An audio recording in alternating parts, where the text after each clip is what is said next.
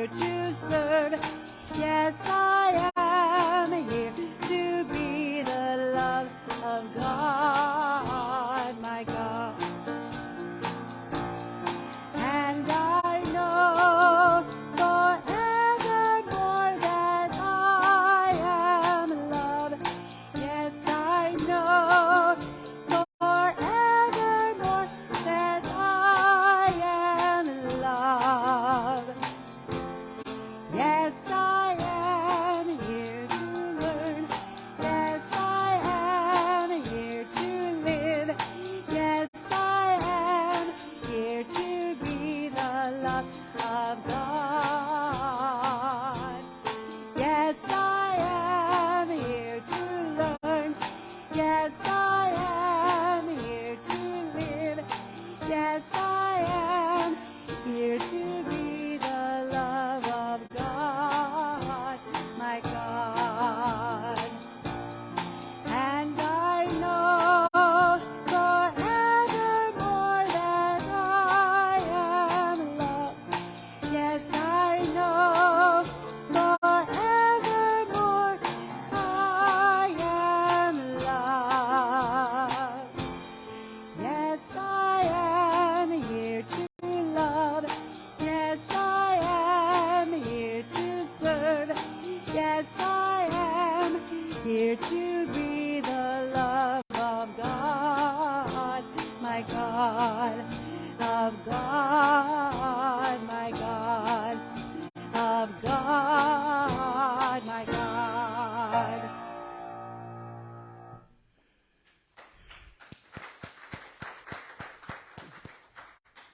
Good morning. Okay, is this on? I don't hear it. Can you hear it back there? Is it on? I know don't, it it's is. not sounding. There, now. There. Now that's good. Okay, now down a little. Thank you. So good morning. Good morning. I'm Reverend Vicki Elder, and it is my joy and honor to welcome you to Unity of Monterey Bay, a beloved community co-created with love and intention that welcomes all races, nationalities, cultures, and religions, whatever your immigration status, sexual orientation, gender identity, and or abilities. Whether you're here with us in person or joining us virtually, we know that love knows no boundaries. We are one in spirit. As a purpose-driven church, Unity of Monterey Bay is an inclusive spiritual community committed to co-creating an environmentally sustainable, spiritually fulfilling, socially just, and compassionate human presence on this planet. We celebrate our oneness and honor the God of each of our understanding, affirming the innate good and divine essence within each and every individual. Would you please join me in our statement of faith? There is only one presence and one power in the universe, God the good, expressing as infinite God beyond us, intimate God beside us, inner God being us, divine love in action.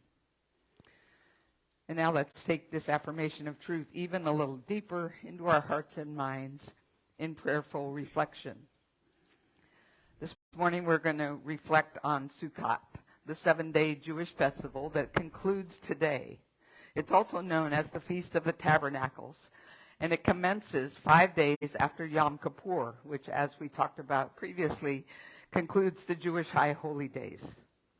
Sukkot commemorates God's provision for the Israelites as they journeyed through the wilderness out of Egypt, ultimately to the Holy Land 40 years later. It is proclaimed to be an annual festival of rejoicing before God in Leviticus 23:40-43. And it is the only biblical feast in which the Lord commanded the people to rejoice, knowing, regardless of present circumstances, that God is always present with us, keeps all promises made, and provides for us according to divine wisdom, goodness, and love. Psalm 16, verse 11 declares, "The fullness of joy resides in the Lord's presence." And so we give thanks for this heritage of truth that our faith is grounded in. And we wish for all people that we be filled with joy through the experience of God's steadfast provision and presence in our lives. And so it is. And we affirm together, thank you, God, for this most amazing day. Miracle follows miracle, and wonders never cease. And in this same spirit of miracles and wonders, we celebrate our children. Those in our spiritual community, those in our families, our larger community, and all the children of the world. We hold them in our hearts and minds and see them protected and resilient, creative and evolving, joyous and loved, as we join in our heartfelt blessing. We love you, we bless you, we appreciate you, just the way you are.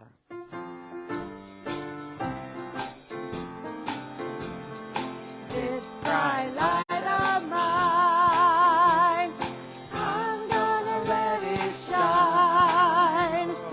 This bright light of mine, I'm gonna let it shine. This bright light of mine, I'm gonna let it shine. Let it shine, let it shine, let it shine.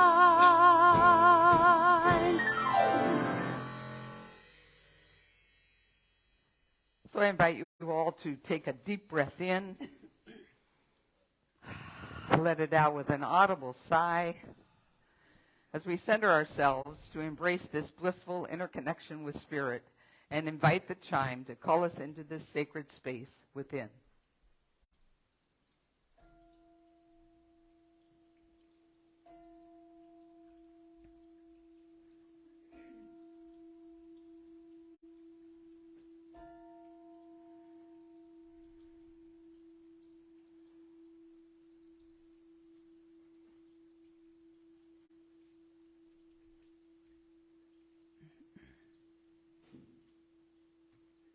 We ring the chime 4 times to call in the 4 directions and remind us of our interconnection with all of creation and with the sacred circle of life.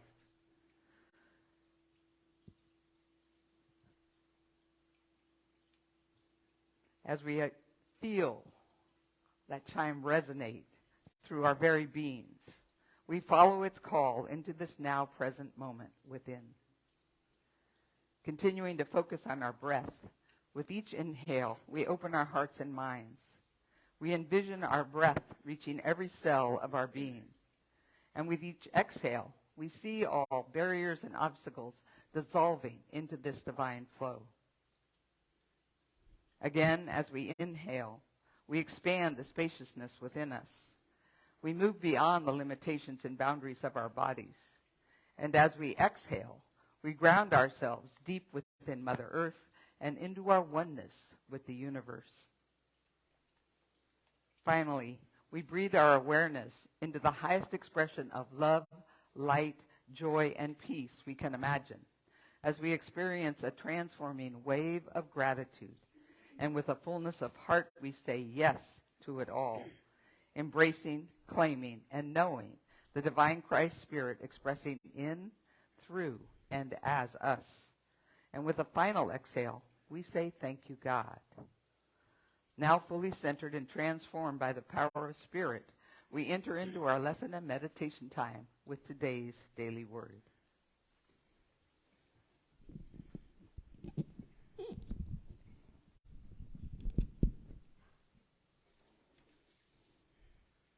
Is it okay?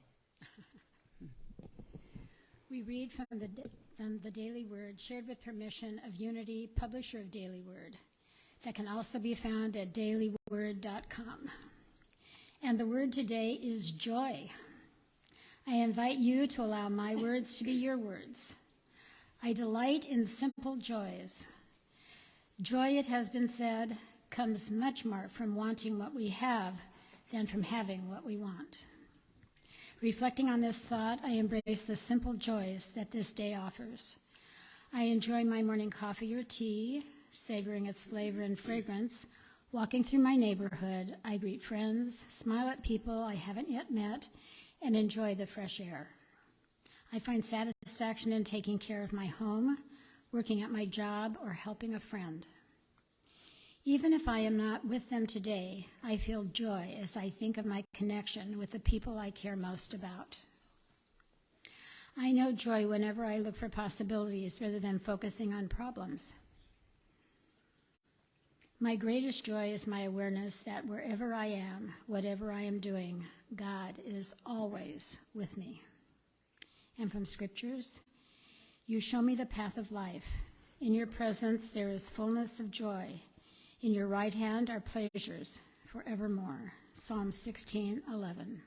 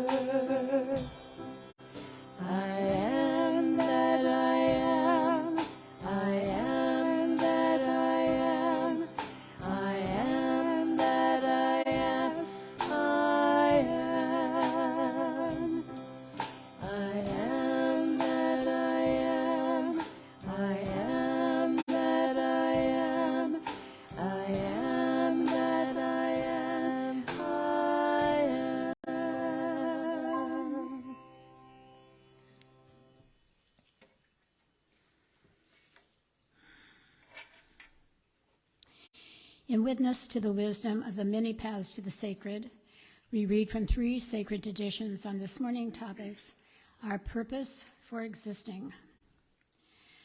Perfect liberty Kyoden. Life is art. The whole life of man is self-expression.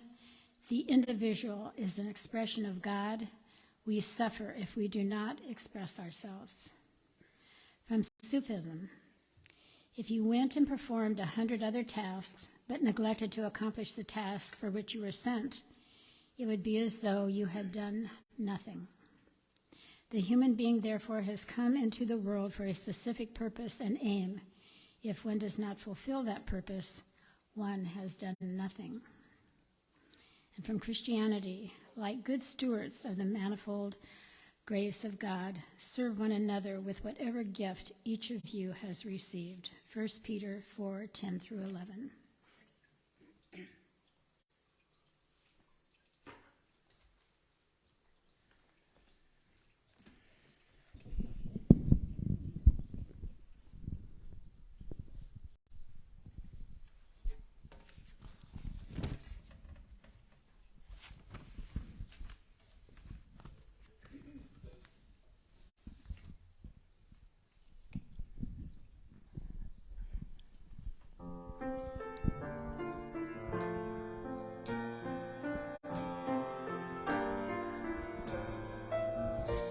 For 25 years she's had the same job. She's never late.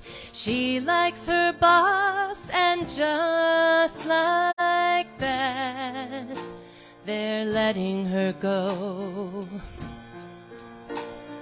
She drives home, drops her mail on the floor, tries to define her place in the world, and just like that, she's not sure anymore.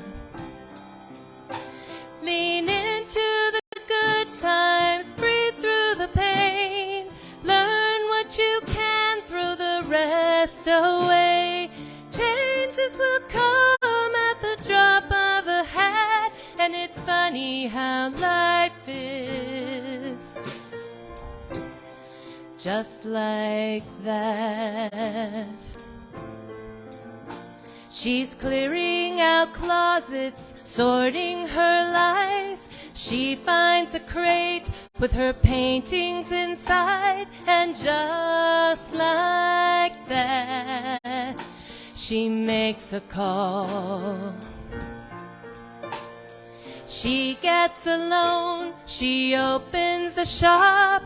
They're selling her work, she's selling her art, and just like that, just like that, lean into the good times, breathe through the pain, learn what you can, throw the rest away. Changes will come at the drop of a hat, and it's funny how life is just like that. She smiles and she says all that gloom and doom was really just life making room.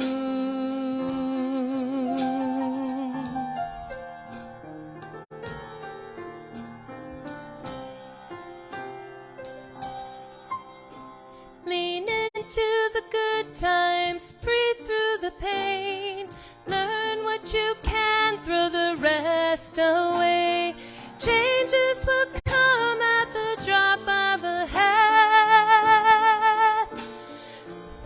So laugh in the sunshine, dance in the rain. There's so much at work that we don't understand. The world comes to us with a brand new day. Funny how life is just like that. Funny how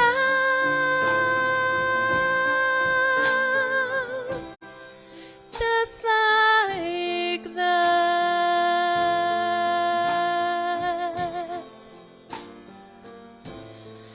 Just like that.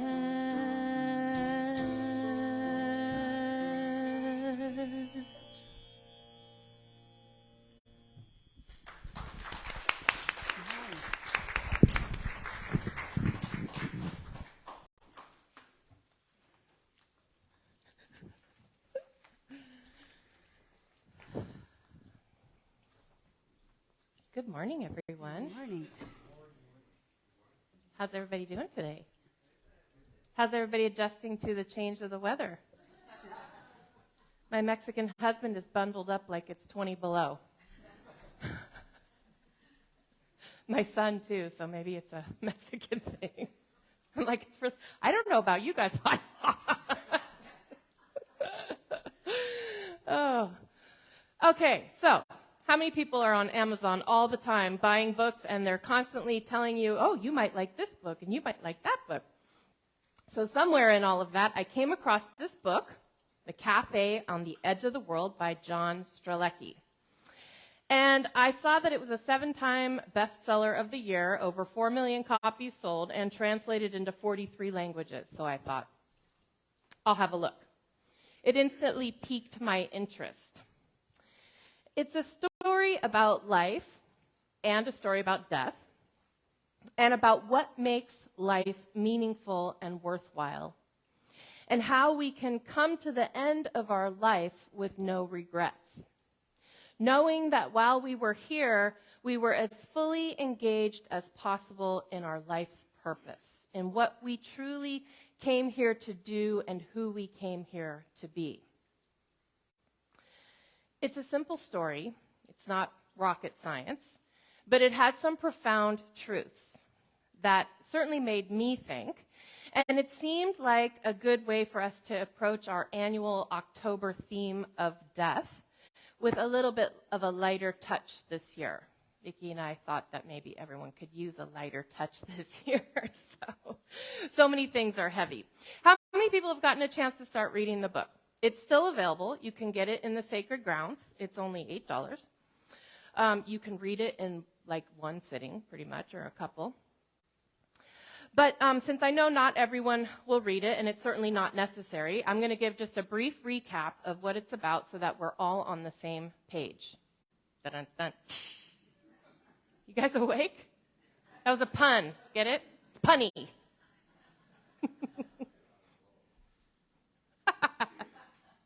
All right. So it's about a man named Jon. And as the book starts, he's feeling a little lost in life. He's not sure exactly where he's going or what he's doing. Like so many of us, Jon has followed the typical pattern sort of set out for us by our culture. He graduated high school. He went on to major in something that he seemed to be good at, seemed to excel at, and then poof, found himself in a career without really knowing how or why he had gotten there. Just like in the wonderful song that we just had that fits so perfectly, he has a job that he doesn't hate. It's not that his job is bad. It's not awful. It's just that he's come to this point in his life where he's beginning to wonder if maybe there could be something else. Perhaps there's something else he should be or could be doing with his life. So he decides to take a week off from work to get away from everything. And he's driving on the interstate when suddenly traffic comes to a complete standstill. And after waiting in his car for what seems an eternity, he finally decides to turn off the highway and try to find his way to his destination on back roads. There's a lot of metaphor going on here. So he starts driving on all these back roads, and he's going for hours and hours, getting more and more lost. Eventually, he sees this building in the distance, and he drives up. There's a parking lot. It's just a small little building, literally in the middle of nowhere. Parks in the parking lot, and he sees the sign that says, the Café of Questions. So, he's already a little dubious, but it's dark, he's lost, he's hungry, and he's about to run out of gas.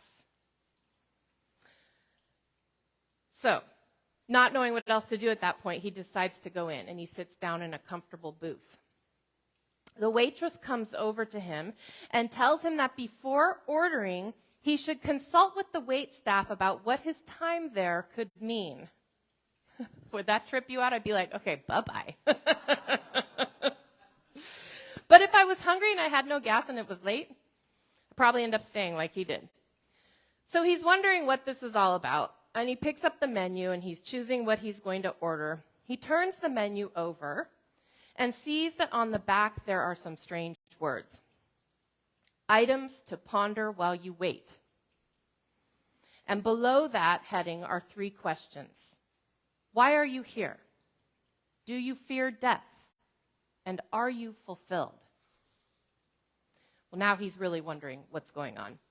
But the rest of the story is about the deep and insightful conversations that he gets into with the various wait staff that come by periodically to talk with him. And they're essentially leading him through an exploration of those questions. And each of them shares with him some of the wisdom that they've gained in their lives, some of the lessons. And, of course, the first question that he begins to grapple with is, why are you here? So the story has a little bit of magical stuff in it. Because as he's staring at this question, why are you here, it morphs in front of his eyes into the question, why am I here? So it instantly becomes more personal. It's asking him, why am I here? He's still pretty confused about what this whole thing is about when the waitress, Casey, interrupts his thoughts. And she comes over and explains to him, yeah, when we begin to ask ourselves that question, why am I here, and we really explore it, everything changes. She explains that once we truly ask ourselves that question, it's like it starts working on us right away. It's like letting the genie out of the bottle, right? She says it's like a gateway that once we've opened it, it can be very hard to close. And seeking the answer to that question of why am I here becomes sort of a part of us. Not something that we answer immediately, but a question that sort of becomes part of our existence. She goes on to tell him that by simply asking the question, that sort of creates the drive in us to seek out the answer, especially when we're really asking it of ourselves. And she says once a person finds the answer, once a person knows why they're here, why they exist, a powerful force emerges that drives us to want to fulfill that reason. Has anyone experienced this? Yeah, I know I have. So the answer to this question of why am I here, why are you here, she explains, lies in finding our purpose for existing, which to be cutesy in the book they call your PFE, your purpose for existing. And as I said, once we find out what that purpose is, it gets harder and harder for us to ignore it. And it gets harder and harder for us to live in a way that isn't fulfilling that purpose. But it's important to understand, too, that it's not like we have this one pinpoint purpose that we've got to figure out. There are many aspects to our purpose, and there are many different ways in which a person might fulfill their purpose. The important thing is that we explore it and that we try out different activities over our lifetime that help us to see how we can fulfill that purpose in different ways. And Casey makes it clear that at the Café of Questions, her most satisfied customers, assuming that means that some of them come back, are the ones who not only know their purpose for existing, but also allow themselves to try out many different types of activities that they believe will fulfill that purpose. So they're telling us that that's part of the secret to happiness in life. The good thing about there being many different ways to fulfill our purpose is that it's never too late for us to engage in this work. It's never too late for us to find our purpose. It doesn't matter how old we are, where we are in life, or what we've already done. Perhaps we already have a good sense of what our purpose is, or maybe not. But there may be new aspects of it to discover and new ways to explore in fulfilling that purpose. So this is not about like a young person starting out in life and finding their purpose. This is about digging deeper into that question at any age, at any point in our lives, to understand our own purpose better and to engage it more deeply in new and exciting ways that will bring us joy and fulfillment. So, as Jon continues to discuss this question with the waitress of why he's here, why are we here, it leads into a really interesting discussion about how we spend our time. And I found this striking, if not indicting. We all know, right? There are so many things in life that are vying for our time. All the time. We are bombarded constantly by the media with advertising, with options. We have too many options. There's choice burnout, right? With information. Things that seem benign, but we're bombarded constantly, and each of those things is designed to capture our attention and hold it for as long as possible. This can make it really hard for us to focus on what our purpose for existing is. And it's really easy to get caught up in the many, many distractions. At one point, Jon is inspired to calculate how much time we spend on email alone. So, according to his quick calculations, if we each were to spend approximately 20 minutes a day opening and reading and answering emails, over an average lifespan, it adds up to well over a year of our life. It's a lot of email. Now, this made me think that what I really need to calculate is how much time I spend every day looking for my phone, my glasses, my keys, and the remote control. That probably adds up to more than I even want to realize. And this is not to say that we shouldn't use email, right? We have to. But it's an example that can serve to wake us up to looking at how we spend our time. We all need to do this. It's a valuable exercise for any of us. And as we move into this sort of theme of death and the Day of the Dead in October, it can be powerful for us to consider how fleeting life is, right? And for us to reflect on how we want to spend the one precious life we have. By engaging in this question, why am I here, we can reflect on how much of our time we are actually spending engaging in what our true purpose is. Now, obviously, we got to brush our teeth, we got to pay the bills, we got to do all those things. But we want to make sure that we're spending a significant portion of our time engaging whatever our true purpose is. So let's talk a little bit more for a minute about what this idea of each of us having a PFE, a purpose for existing. Well, in Unity, we teach that we are each expressions of the one power and one presence. Mother, Father, God, divine mind, the all in all. And that one power and one presence is the source of all creativity. This is our first principle, right? It is the source of all divine ideas. Everything that is as yet unmanifest. What Deepak Chopra calls the field of all possibilities. Hey, that's how he says it, I'm just saying. That realm of pure potentiality. And each of us is an individualized expression of the one, right? But we're not all alike. We're not all clones of one another. Thank God. We are all different, and each of us is imbued with different aspects of the one, with different aspects of the divine. It's as if this vast divine broke up into little pieces, and we each got our portion of it. So you and you and you and each one of you are a unique, unrepeatable configuration of the divine, with unique characteristics, unique gifts, talents, and abilities.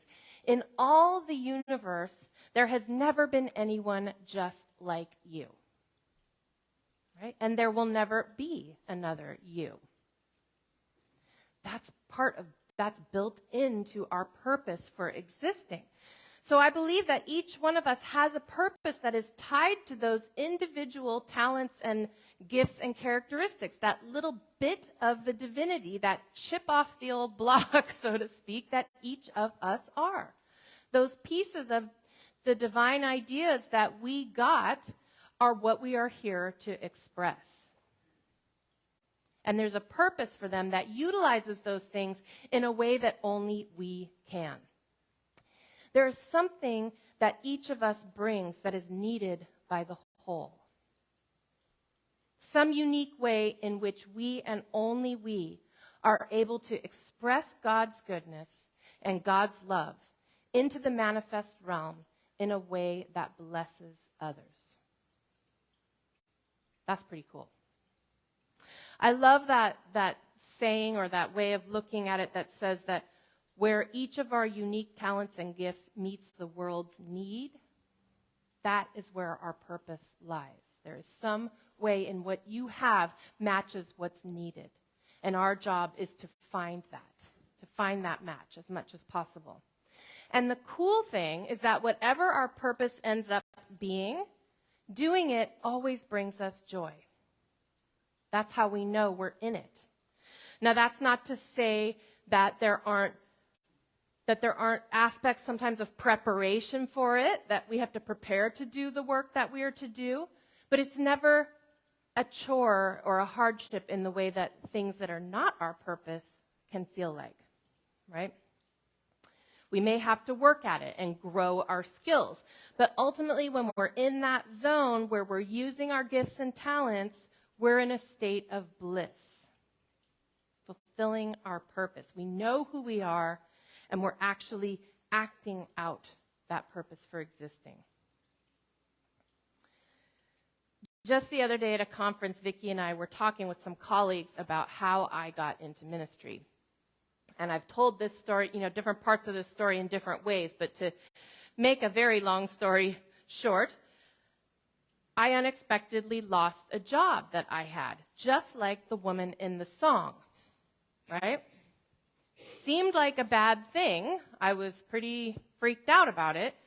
And I entered, because thank God I had all this unity stuff under my belt, I entered into a process of discernment where I started daily praying and meditating and brainstorming on my purpose, asking for guidance. Even though I was fearful and I was a single mother with suddenly no income, I had an inkling that there was a reason I had been released from that job. Its time had come to an end. It had served its purpose, and there was some greater purpose that was calling me. Just like in the song, that part where it says, life was making room. That has happened to me a number of times. Things that I thought I wanted, that I was really attached to, were suddenly taken from me, but life was making room. So one day I was doing this exercise I had found in part of this exploration. It was a mind map where you were to put down all of your skills and talents and life experiences so that you could see it. So I wrote down that I had been a teacher, that I'm good at speaking and writing. I'm bilingual. I've lived in another country. I have an understanding of another culture. I'm a recovered alcoholic, and I have the whole 12-step recovery experience. I've been a single mom. I've been involved in the special needs community and raised a special needs child. As I was putting all these things down, I was kind of surprised. I was like, dang, I had a lot of stuff in this life, It was full of life experience. And I thought, this must add up to something. But I didn't know what it was. And I kept praying and asking for guidance. Well, a whole series of events transpired that involved our late Dan Schaefer becoming ill and Vicki asking me to fill in for her. And then the seminary decided to go completely online. All of these things converged. And of course, Vicki was guiding me and trying to not push me. We had a conversation about this the other day. She wanted me to discover it myself. Suddenly, I still was clueless. I was kind of going off on tangents, but suddenly the confusion cleared, and it was as if the sky opened up, the clouds parted, and suddenly the way was clear, and I knew that I was being called to ministry. It wasn't until a few years later that I realized that ministry uses every single one of those skills and experiences on that mind map in probably a way that nothing else could have. But it didn't come from me. The footwork came from me, but the idea did not come from me. So for the first time in my life, when that happened, I felt that I truly knew what I had really come here to do. And now that I'm doing it, I'm doing my PFE in a bigger and fuller way than I had been previously. I'm happier than ever. I think you can see that because I am in my bliss. Now, it doesn't mean it's not hard or it isn't work, but there's that bliss of knowing that I've answered the call. I'm doing what I've been called to do. Emily Cady, who is one of the original authors in Unity, she says that God wants to express God's goodness through each of us. That's God's purpose. Spirit's purpose in us is to use our individuality as unique expressions of God to bring forth God's goodness into manifestation in a unique and perfect way. So as we are each engaging with this question of why am I here and working through this process, discovering new aspects of our purpose and finding new ways to engage that purpose, we only have to do part of the work because Spirit does the rest. just like with that mind map that I had done. That was my part, and Spirit jumped in to do the rest. Our job is to seek our purpose, to ask that question.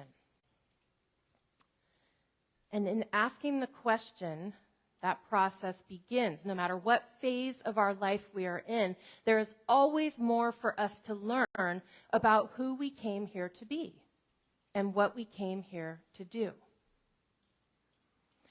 Opening our hearts and our minds to God's guidance in finding Spirit's unique purpose for us is powerful.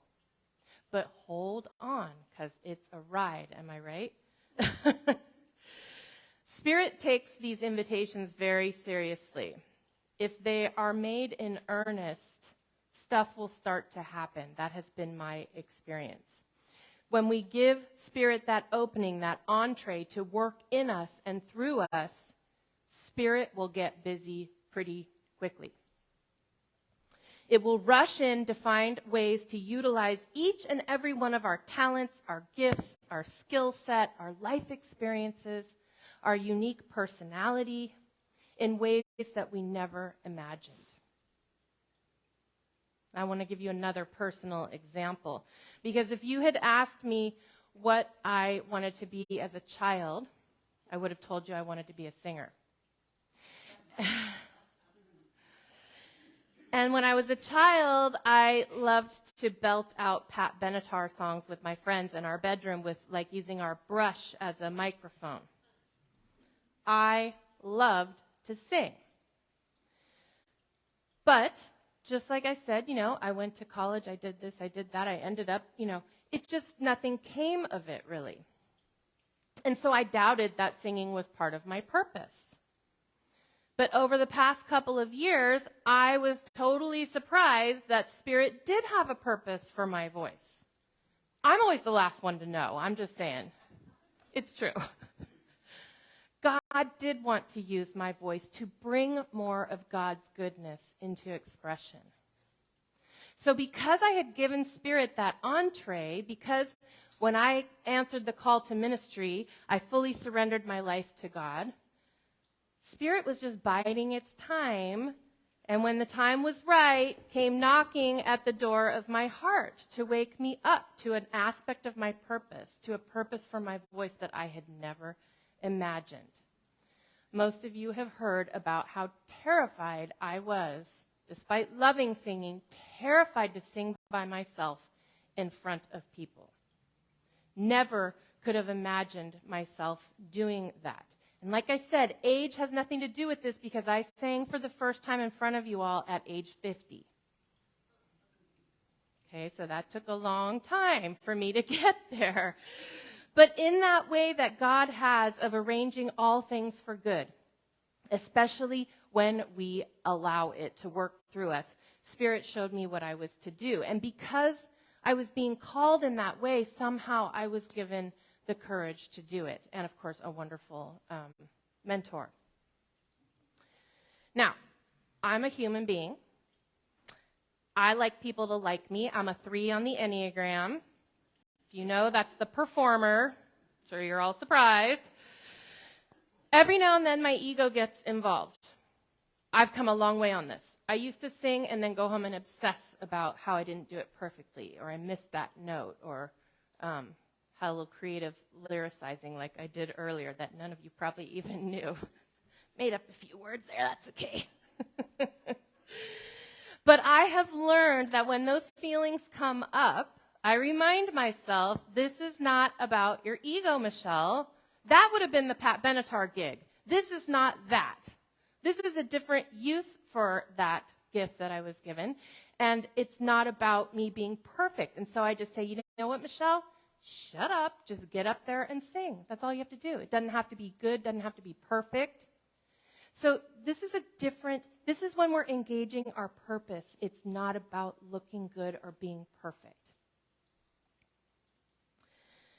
When we're using our gifts and talents for good rather than for our own ego, when we're using them in ways that benefit others in some way rather than just benefiting ourselves, we feel fulfilled in a different way.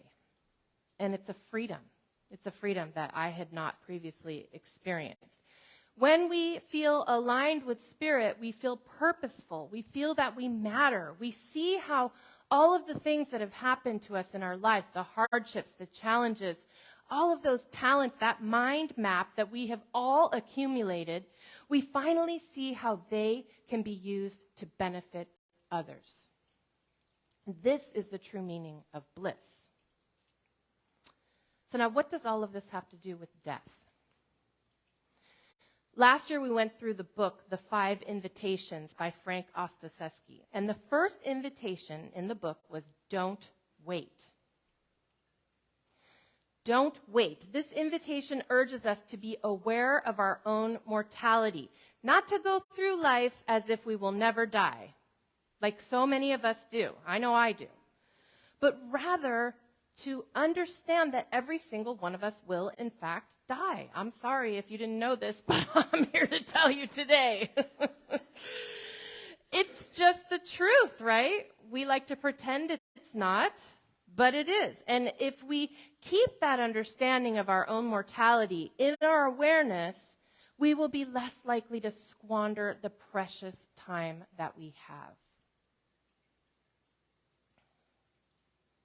And we'll be more likely to engage those things that fulfill our purpose.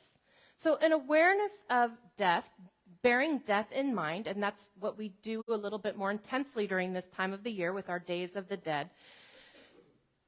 Doing this in not in a morbid way, but as a spiritual practice, it can help us to be aware all the time that life is fleeting, to not forget that. And this can seem really strange to our Western mind, right? But the Buddhists have a practice called Marana Sati. It's actually a meditation on death. It's a little bit much for me. But it's the point is well taken, that they are called to spend time. I don't know how often they do it, if it's daily or whatever. But cultivating that awareness, that understanding of the present reality of death for all of us. So, but the point is that the invitation, don't wait, is to help us make sure that we're living each and every day of our lives fully. That invitation says, don't put off your happiness. Don't put off your joy. Don't wait to discover your purpose for existing, or to engage it more fully in ways you haven't yet explored.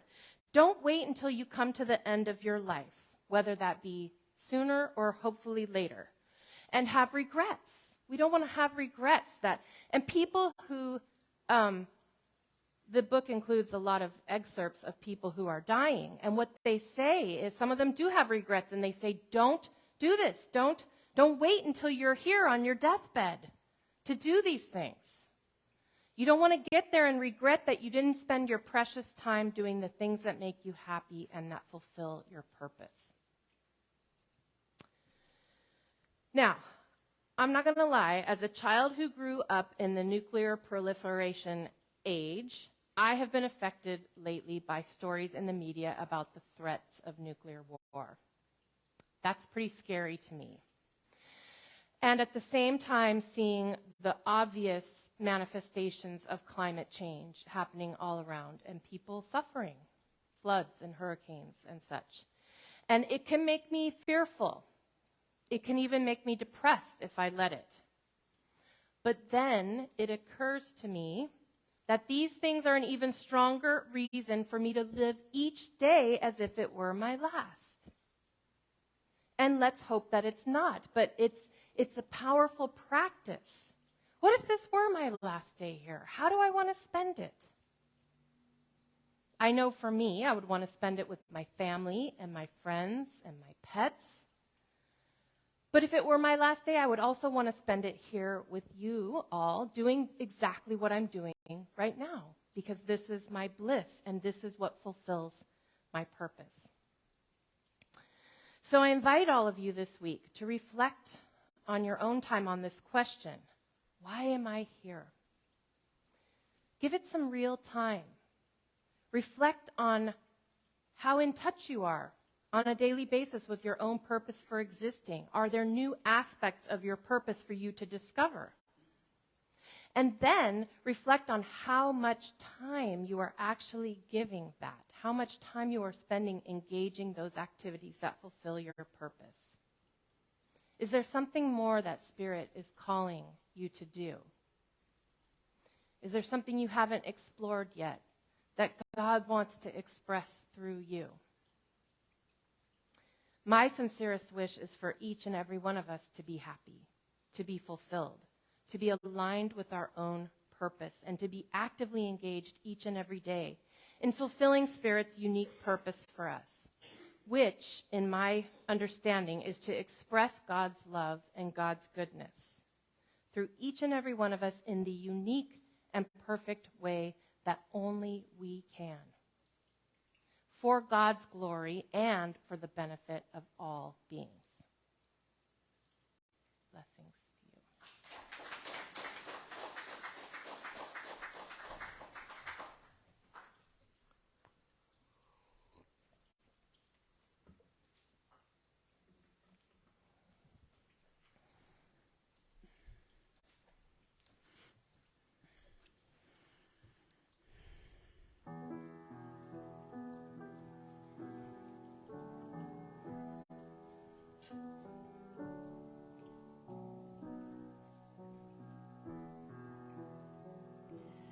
I let go of the world's expectations. I let go of all view of who I am. I let go of the world's expectations. I let go of all view of who I am. I return to the one who created me. I return to the Spirit I am. I return to the one who created me. I return to the Spirit I am. I let go of the world's expectations. I let go of all view of who I am. I let go of the world's expectations. I let go of all view of who I am.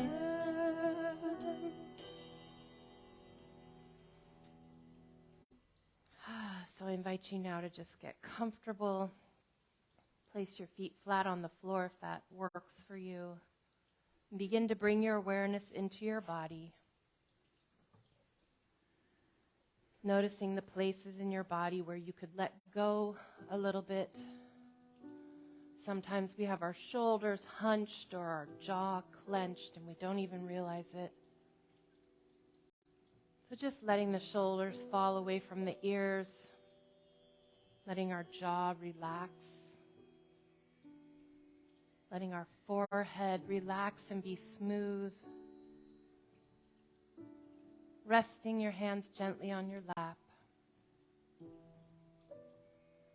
And now coming into an awareness of your breath. Not needing to change it or do anything with it, but just noticing as it comes in and noticing as it goes out. Thich Nhat Hanh said it was as simple as noting, breathing in, I am aware that I'm breathing in. And breathing out, I am aware that I'm breathing out. Just allowing your awareness to rest gently on that gentle inhale and slow, relaxed exhale. Beginning to feel your mind quieting down now.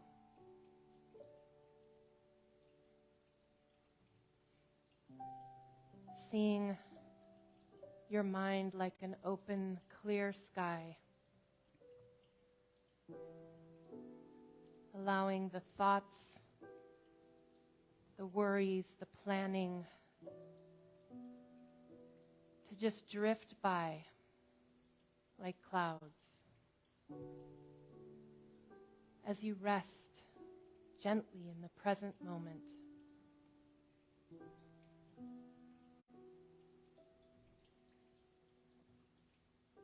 And in this space of openness, of clarity, of receptivity, if you dare, ask yourself the question, why am I here? Why am I here? Who have I come here to be? What have I come here to do?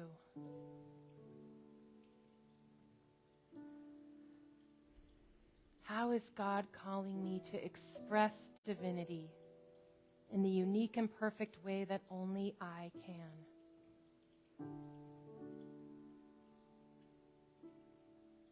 How is Spirit calling me to use my unique gifts and talents, my life experience, even my hardships,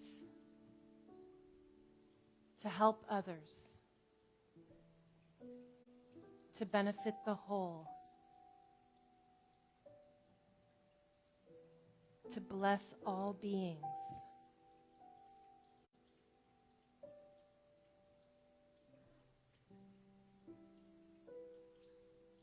And now I invite you to just let that question hang in the silence and allow it to be answered in the perfect way that Spirit has today for you.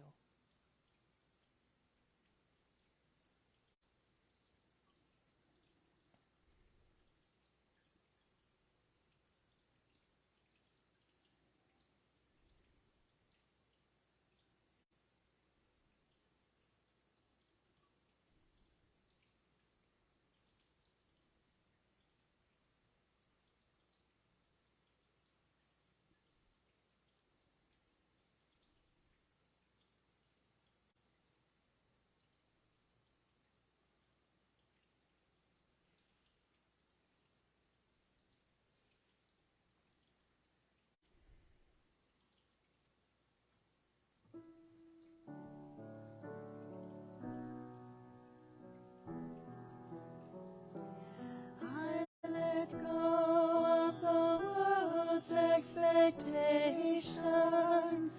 I let go of all view of who I am. I let go of the world's expectations.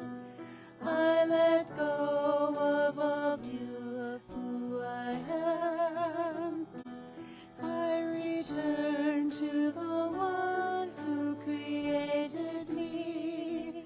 I return to the spirit I am. I return to the one who created me.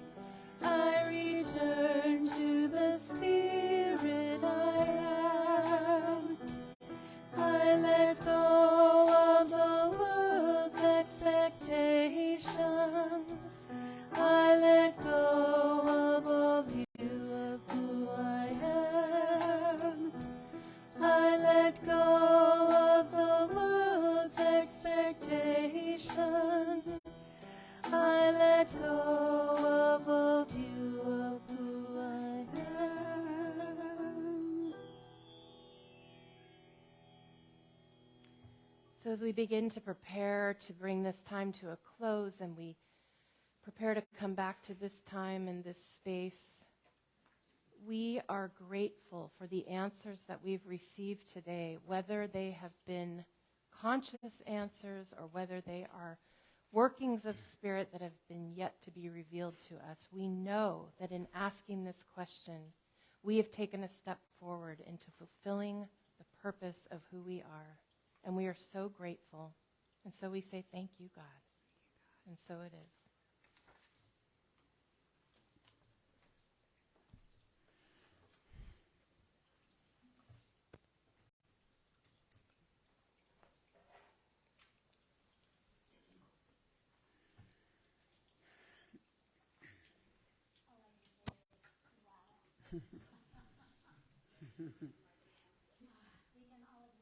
Colleen, the microphone. Oh. Yeah.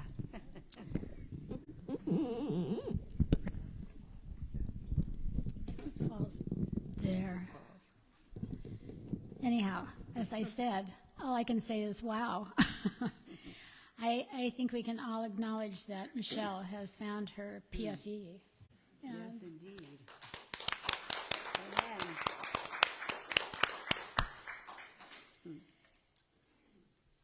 So,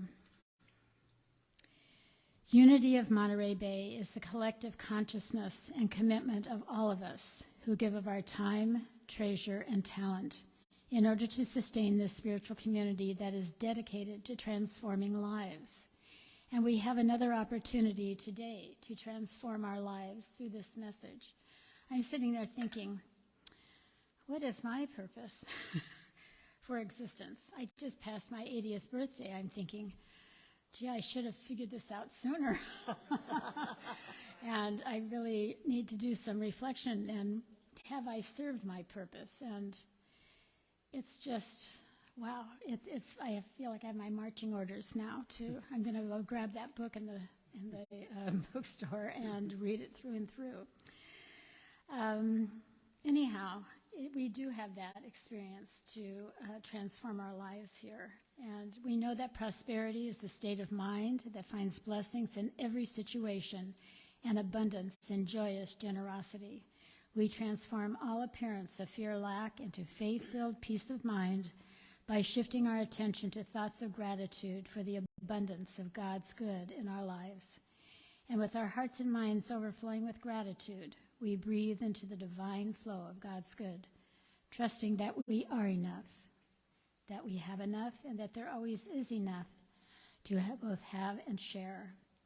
Again, we are grateful to all of you for your online giving through our website at unityofmonterey.org and through your mailed-in offerings, including those of you who have set up automatic giving with your banking institutions. For all of this, we are truly blessed. For those of you here in person, the baskets remain in the back and by the door for you to drop off your offering as you leave this morning, or use your credit card in the Sacred Grounds bookstore. And now from this place of faith and gratitude, I invite you to join me in mindful intention and joining in our offertory blessing. I am an open channel for God's infinite good. Divine love flowing through me blesses and multiplies everything I give and everything I receive. I am both blessed and a blessing. Thank you, God.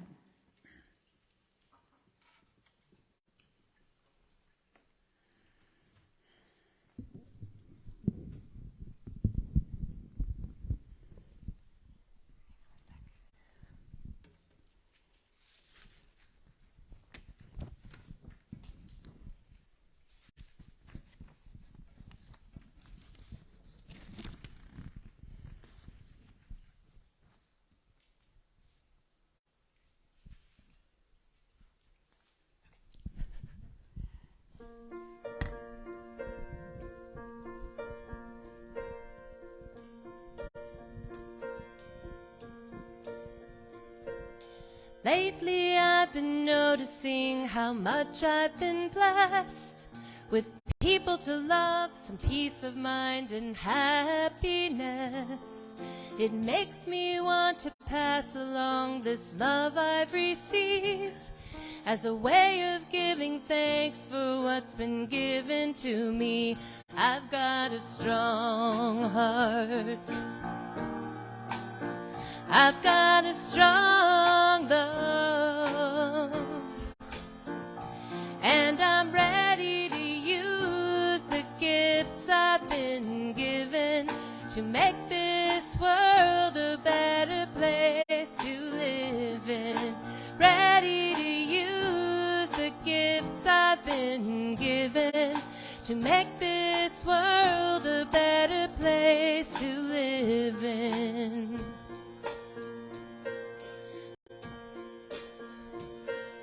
I used to have a lust for more that bordered on greed, till I looked around and saw that I had more than I need.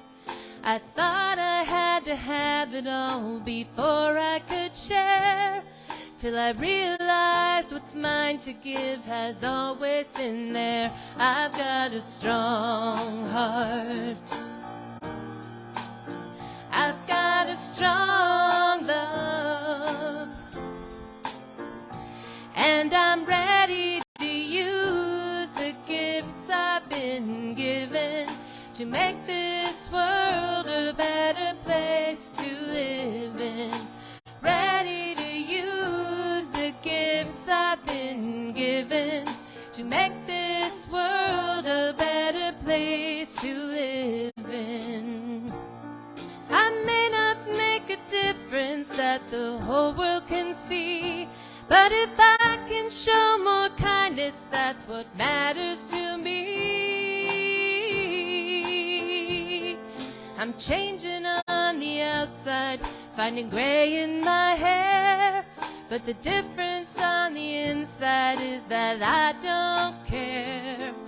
I'm losing my desire to be what I'm not, and I've got what I want now that I want what I've got. I've got a strong heart.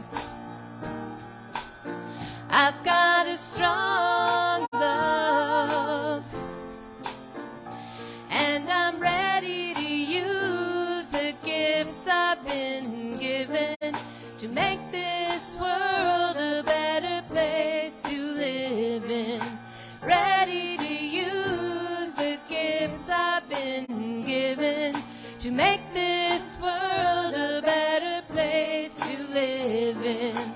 Ready to use the gifts I've been given to make this world a better place to live in.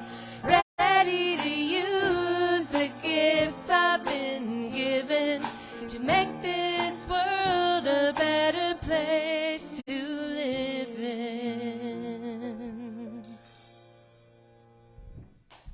Yes.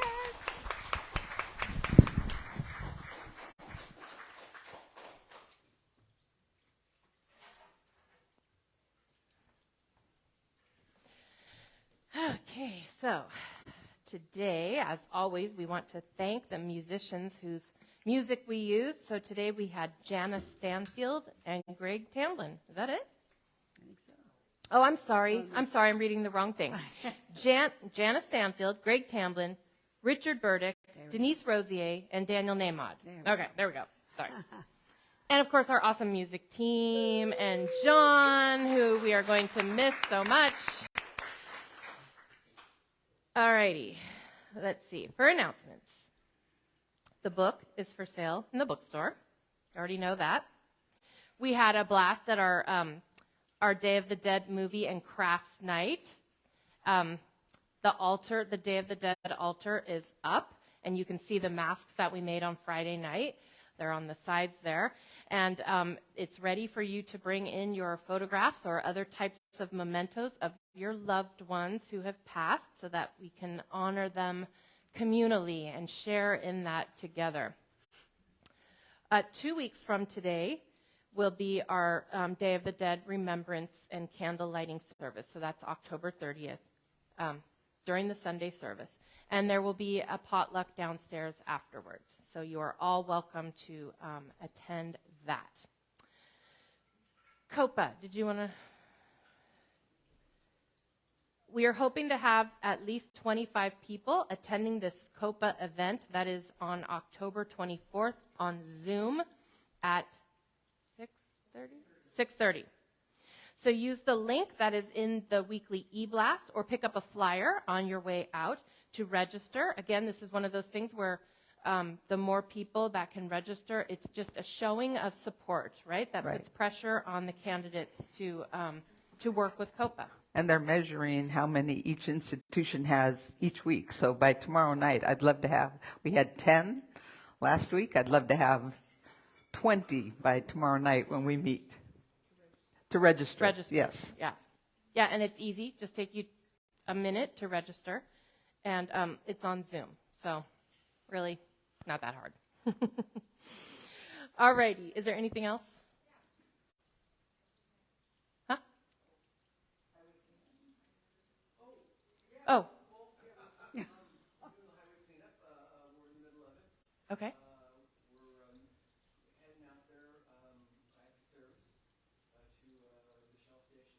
Okay, after the service today. You'll meet in the back? We'll meet. Time for coffee and stuff, or do you meet right away? We can all eventually meet out there around, well, I say noon. I usually say noon. We should meet out there by noon. Okay. We should be out there by Shell Station by noon. And I just want to acknowledge John, because this not only now is cleaning the highways, but the state has started giving stipends to those organizations that do this. So a few months back, we got a check for $1,000. It's $250 a month, and we just got our second check for $750. And they just told John that they're actually going to start now paying us double, because we actually do 2 sections. The sections before Castroville and the section after Castroville, which we've done all along, and now they're going to start paying us for both of those. So thank you, John, for coordinating that. That's so awesome.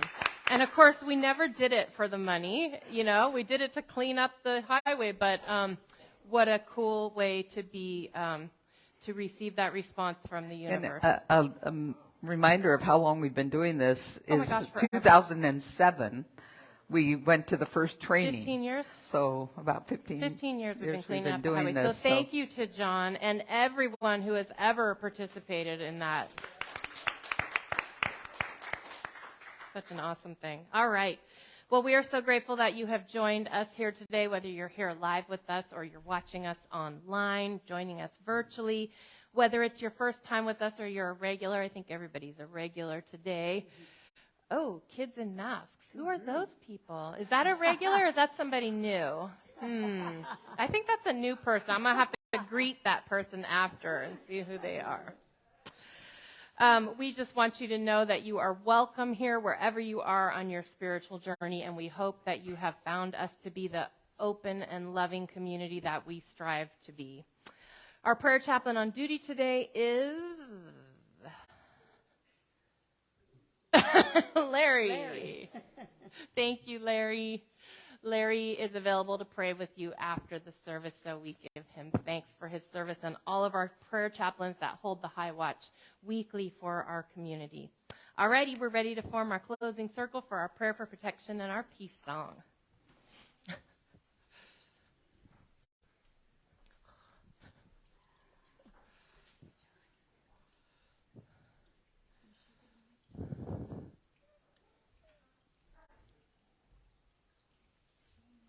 It's good to see Mr. Bogan here today, looking like $1 million.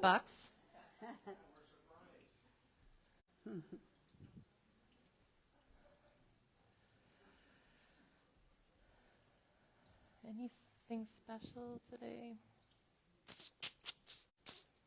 Well, as we form this circle of elections, okay? As we hold this circle of love and community and prayerfulness, inviting into this circle an uplifting for our upcoming elections, that people would be guided to vote in the right and perfect way, and guiding all of the candidates. And we place all those that are on our own personal prayer lists and the prayer requests that come into the church, and anyone that is on your heart today.